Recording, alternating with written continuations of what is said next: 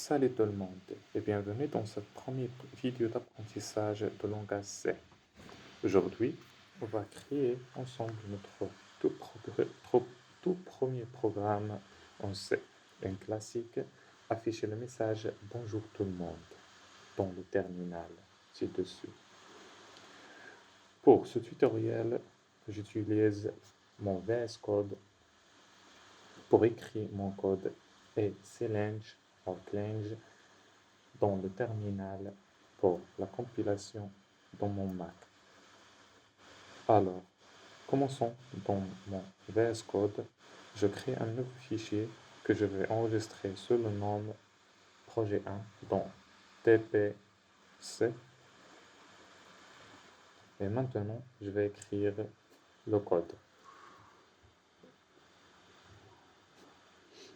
Commençons par la première ligne, c'est include studio.h.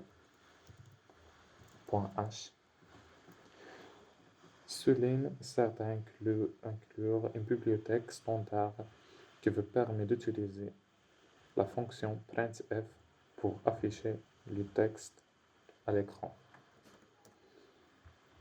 Ensuite, on a la fonction main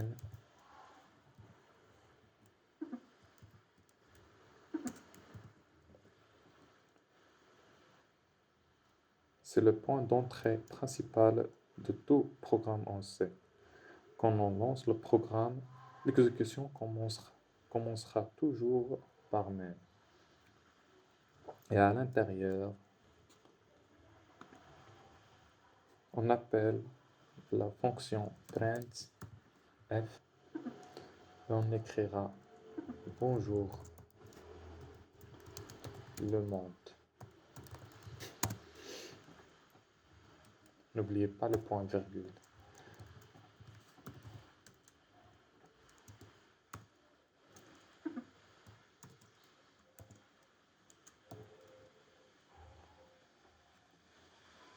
Finalement, en ajoutant retourne 0, signifie que le programme s'est terminé correctement. Alors, en passant à la compilation, on va utiliser le terminal. Si votre terminal n'affiche plus, il faut seulement cliquer sur Windows ou au Mac. Tu vas trouver cet onglet.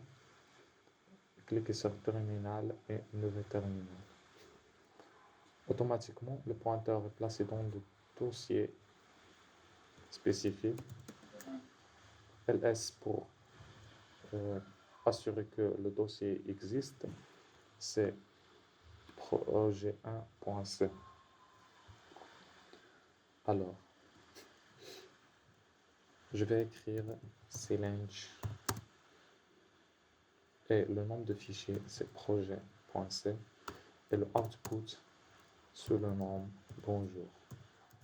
On va voir que le output va créer dans ce dossier.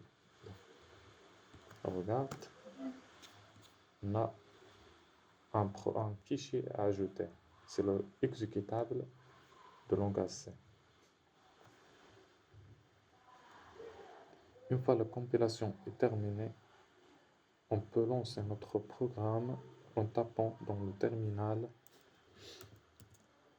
bonjour / et le nom, c'est bonjour, nom de fichier, output. Et on va voir notre message. Et voilà, le message « Bonjour tout le monde » s'affiche dans notre terminal. Et félicitations, vous venez de créer votre tout premier programme en C, de l'écriture de code jusqu'à l'exécution.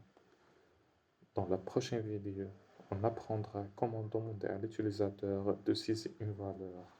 N'oubliez pas de like, de vous abonner et de partager si cette série vous plaît. À très bientôt.